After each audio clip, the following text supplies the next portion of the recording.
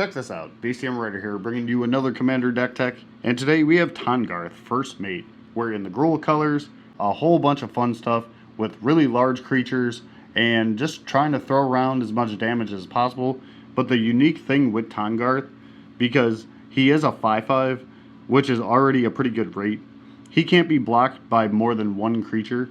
We're going to do a really good job at killing all of our opponent's creatures, but Tahngarth has a very unique ability. Whenever any opponent attacks with one or more creatures, if Tahngarth is tapped, you can have that opponent gain control of Tahngarth until the end of combat. And if you did, you get to choose a player or planeswalker that opponent is attacking, and Tahngarth will be attacking that player or planeswalker as well. So, let's get right into this. We have one planeswalker that's really going to help us out by pushing as much damage as possible. We have Jeska, Thrice Reborn, for 2 colorless and a red. She doesn't enter with any loyalty counters on her, except for whenever your commander was cast, either from the command zone, it's going to scale gradually every single time you cast Tahngarth, because we're going to be passing around Tahngarth with our opponents to deal damage to take out every other player at the table. You can zero her and you get to choose target creature until your next turn. If that creature would deal combat damage to one or more opponents, it'll deal triple that damage instead. Or you can remove any number of loyalty counters from Jeska and you can deal X damage to each of up to 3 different targets. Okay, let's get into the creatures. Here's all the legendary creatures. So we have Halana and Elena. She's a 2/3 with First Strike and Reach, so she can block flyers. But every single combat, you get to put X +1 counters on another target creature you control, and that creature will gain haste, where X is Hana and Elena's power. So the bigger Hana and Elena is, the bigger all your other creatures will be. Now we have Alexios, Deimos of Cosmos. Alexios has to attack every single combat, it cannot be sacrificed, and it can't attack its owner. That's a very unique thing. And every single beginning of every single player's upkeep, that player gains control of Alexios, untaps it, and puts a +1 counter on it, and it gains haste. So you're going to be passing this guy around a lot. Now we have Famiko the Lowblood. It has Bushido X. Bushido was a really old mechanic that dealt with blockers. So if creatures had to be blocked, Bushido will increase that creature's power and toughness. That way it survives. But she'll get Bushido X, where X is the number of attacking creatures. And creatures your opponents control have to attack every single combat if able. So we're going to be dealing a lot of damage and forcing all of our opponents to attack when they do not want to. Now we have Slicer, Hired Muscle. This is a unique transforming artifact creature. It's a 3/4 with this transforming mechanic called More Than Meets the Eye. So for 2 colorless and a red, you can convert it for this cost, but it has double strike and haste, and at the beginning of each opponent's upkeep, you may have that player gain control of Slicer. If they did, it's goated. It can't be sacrificed, and if you don't do it, it converts into a vehicle. It'll transform into Slicer High Speed Antagonist, which is a 3/2 with Living Metal. As long as it's your turn, this vehicle is also a creature, so you don't have to crew it. It has First Strike and Haste, and anytime Slicer deals combat damage to a player, you get to convert it back to the other side at the end of that combat. Now we have Kazul, Tyrant of the Cliffs. Whenever any creature a opponent controls attacks, if you're the defending player, you get to create a 3/3 red ogre token unless that creature's controller pays 3 colorless. More times than not, they're going to be tapped out anyway, so you're just going to get even more bodies on the battlefield that you can use to deal even more damage. Now we have good old Godo Bandit Warlord. When he enters the battlefield, you get to search your library for a equipment card and put it onto the battlefield. And anytime you attack the first time, you get to untap all samurai you control, and after that phase, there is an additional combat phase. There is a very specific equipment that we're going to use Godo Bandit Warlord to search for, but I'll get to that in just a moment. Now we have Atali, Primal Storm. Whenever he attacks, you get to exile the top card of each player's library, and you can cast any number of non-land cards without paying their mana cost. And anytime you get to cast anything without paying their mana cost is fine by me. It's very powerful. Now we have good old King Kong, or Kogla, the Titan Ape. When he enters the battlefield, he'll fight up to another target creature, and whenever he attacks, you get to destroy target artifact or enchantment that defending player controls. And if you need to protect him, you can pay a colorless and a green, return any human you control back to your hand, and he'll gain indestructible. Now we got some non-legendary creatures that are really going to help us out. So we have good old Steve. We can sacrifice this to search our library for any basic land and put it on the battlefield tap. Now we have Goblin Anarchomancer. Each spell that's red or green will cost 1 colorless less to cast. When you're dealing with very high-costed spells, any kind of cost reducer is really going to be benefiting us overall. Now we have Den Protector. Creatures with power less than Den Protector can't block it. And he has something called Megamorph. You can cast this face down for 3 colorless mana as a 2/2 creature. And anytime you can pay a colorless and a green to turn it face up. And if you did, you get to return any card from your graveyard back to your hand. Similar to that, we have Eternal Witness. When it enters the battlefield, you can return any card from your graveyard back to your hand. Now we have Timeless Witness, same thing, but this has Eternalize. So for 5 colorless and 2 green, you can exile Timeless Witness when it's in your graveyard, and it'll become a zombie 4/4, something like that. Now we have Anger. The main appeal of this deck is we're going to have all these very large creatures, and we want them to attack the turn they come out. This is a 2/2 with haste. As long as Anger is in your graveyard and you control a mountain, all your creatures have haste. And that's going to be very good. Now we got a fun one. We have Komano Battle Armor. This is a equipment creature. It's a 2/2 with Menace. The equipped creature will get +2/+2 in Menace, but anytime Komano Battle Armor or the equipped creature deals combat damage to a player, we get to goad every single creature that player controls, if able. And for 4 colors, you can equip Komano Battle Armor onto another creature. Now we have Hanweir Garrison. This is a 2/3. Whenever it attacks, you get to create 2 1/1 red humans that are tapped and attacking as well, and has a very fun ability called Meld. So with another certain card that we're running, if you control both of those cards, you can meld them together to create one very large card. But I'll get to that in just a moment. Now we have Frontier Warmonger. This is a 4/4. Whenever one or more creatures attack one of your opponents or a planeswalker they control, those creatures all gain menace. Now we have Treasonous Ogre. This is Dethrone, so whenever this creature attacks, whichever player is tied for the most life or has the most life, you get to put a +1 counter on it. Then you can manipulate this by paying 3 life to add 1 red mana to your mana pool. This is going to be a very fun way to create mana when you really need it. Now we have Elder Gargaroth. This is a 6/6 with Vigilance, Reach, and Trample, so it's already a very large creature, and anytime it attacks or blocks, you can either create a 3/3 beast token, gain 3 life, or draw a card. Now we have Inferno Titan. Many people will say Inferno Titan isn't that great anymore. I still have a very special place in my heart for Inferno Titan. It's a 6/6. It's already pretty good stats. It has fire breathing, so you can pay a red. It'll get +1/+0. But anytime it enters or attacks, you get to deal 3 damage to any number of targets. Now we have Avatar of Slaughter. This has the static effect where every single creature will have double strike and have to attack every single turn, no matter what.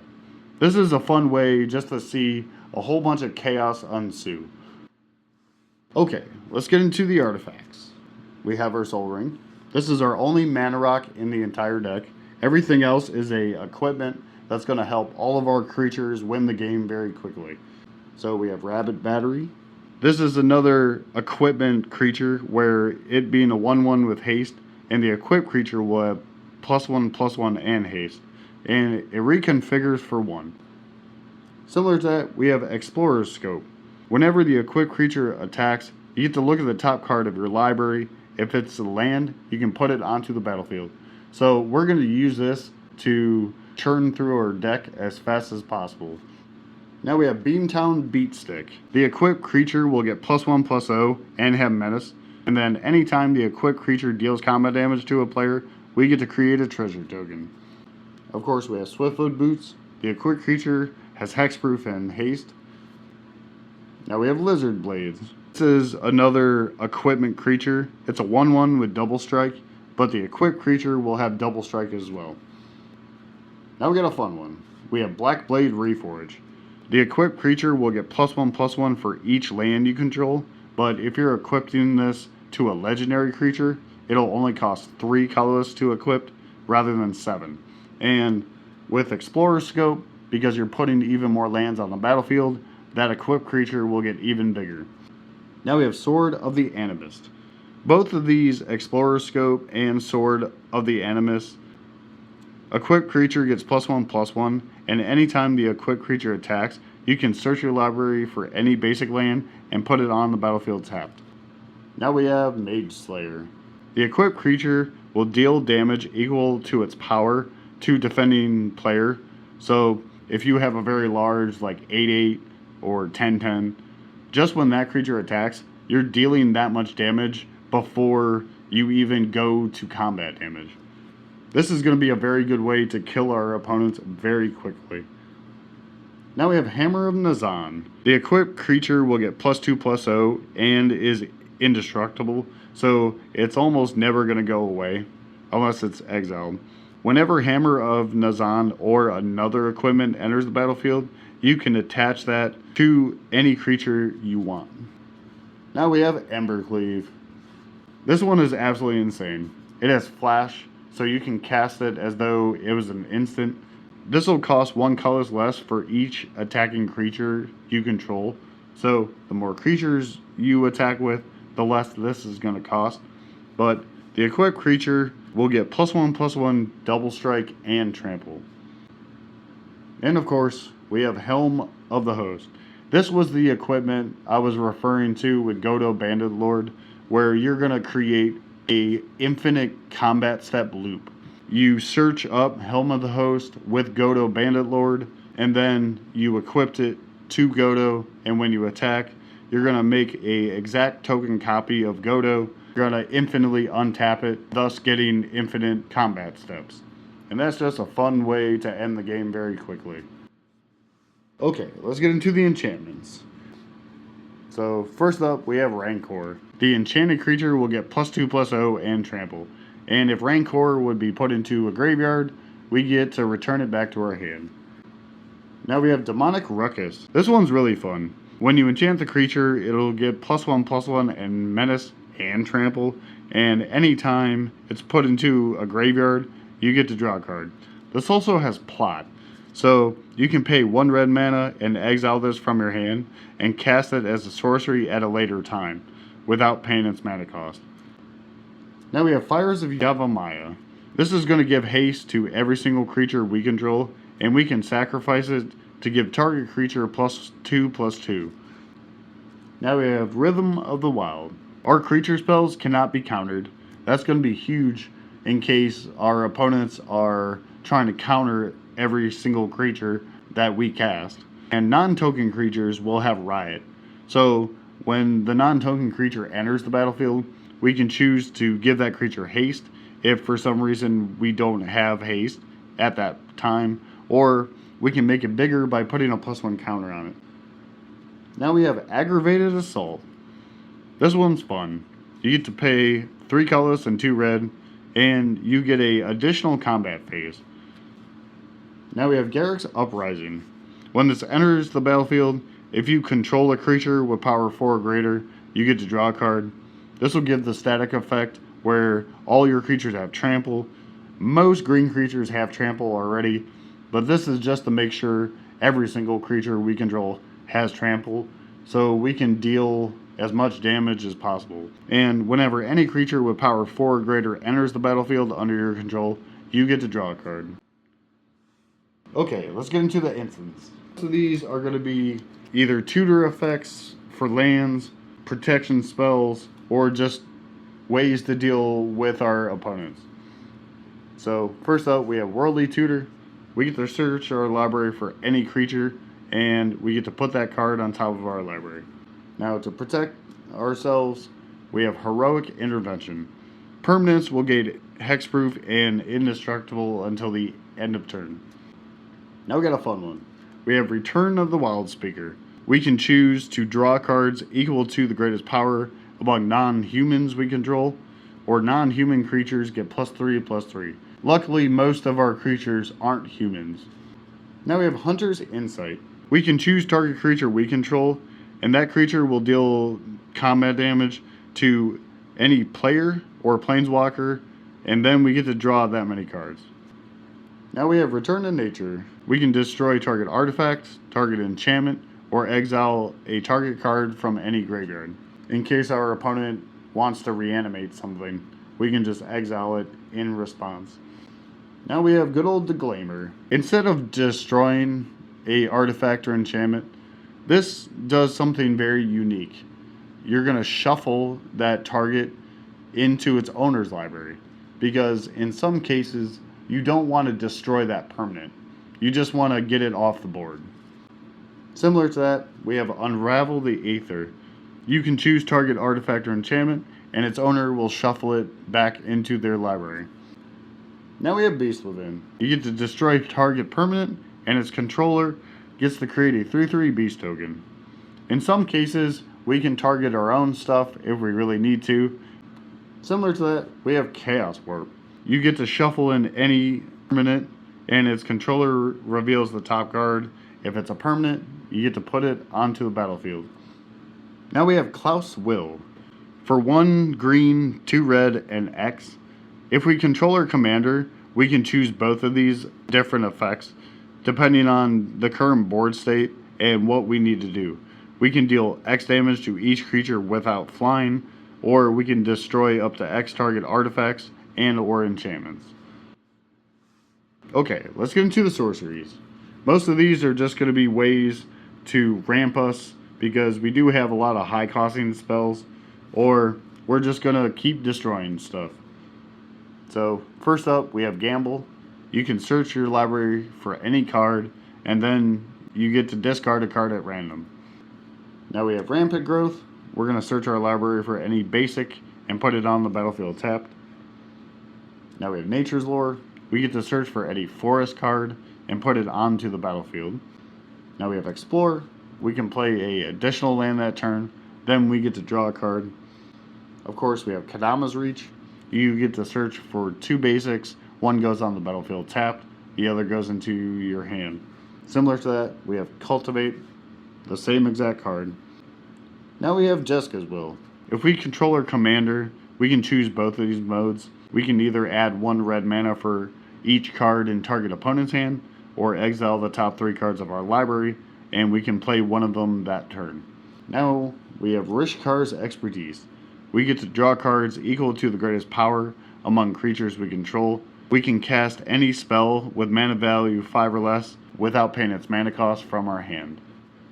Now we have Balaged Recovery. This is what's known as a MDFC, or a modal double face card. One side, you can play it as a land, you can play it tapped, or you can pay 3 life to play it untapped. But if you cast Balaged Recovery, you get to return any card from your graveyard back to your hand.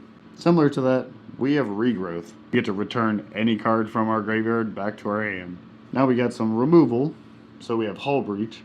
We can choose one to destroy target artifact, destroy target enchantment, or destroy target artifact and target enchantment. Now we have Decimate. You can destroy target artifact, target creature, target enchantment, and target land. The only downside to Decimate, you have to have all of these targets. Now we have Blasphemous Act. Everyone knows about Blasphemous Act. It's the prominent red mass removal spell. It'll deal 13 damage to each creature and cost 1 colorless less for each creature that's on the battlefield. Okay, let's get into the land base. This is a very simple land base. So we have our command tower, exotic orchard, that way we can produce both colors. We have our fetch land with wooded foothills, a basic land fetch with fabled passage. Now we have stomping ground, cinderglade, that way we can go get them. We have rootbound crag. This will tap for both colors, but it'll enter tapped unless we control a mountain or a forest. Now we have restless ridgeline. This will enter tapped. It'll tap for a red or green mana. You can pay 2 colorless, a red and a green, and until end of turn, it'll become a 3/4 green and red dinosaur, but it's still land. And then whenever restless ridgeline attacks, another target attacking creature will get +2/+0, and you get to untap that creature. Now we have the OG ban land with Raging Ravine. I still absolutely love this land. It'll enter tapped, tap for a red or green mana. Similar to the Ridgeline, it'll cost 2 colors, a red and a green, and it'll become a 3/3 red and green elemental creature, but anytime that creature attacks, you get to put a +1 counter on it. So it'll gradually get bigger over time. Now we got some cycling lands, so we have Forgotten Cave and Tranquil Thicket. If we don't need the land, you can just pay its cost, discard it to draw a card. Now we have some basic land fetches. So we have Myriad Landscape, Terramorphic Expanse, Evolving Wilds, and Ash Barrens. Now we have some fun utility lands. And my personal favorite in any kind of big creature aggressive deck is Kessig Wolfrun. It'll tap for a colorless mana, but for 1 red mana and 1 green mana and X. X is however much mana you pay into this. Target creature will get +X/+0 and trample. But the whole game changes once that creature has trample. Now we have Hanweir Battlements. This was the land that melds with Hanweir Garrison. For 3 colorless and 2 red, if you own and control both of those permanents, you can exile them, and once they meld, it'll meld into Hanweir the Writhing Township. It'll be a 7/4 with trample and haste, and anytime that creature attacks, you put 2 3/2 colors Eldrazi horror creatures tapped and attacking. Now we have Blighted Woodland. For 3 colors and a green, you can sacrifice this, search your library for up to 2 basic lands, and put them on the battlefield tapped. We have 9 forests and 9 mountains. And that was the Commander deck tech for Tahngarth First Mate. I really hope you guys enjoyed this very obscure Gruul build where you get to kind of control everyone's combat. It makes for a whole bunch of fun, interesting games. But let me know in the comments below if you guys have any suggestions on what kind of different creatures might help. But until next time, be sure to like, comment, subscribe, share these videos, and I'll see you in the next one.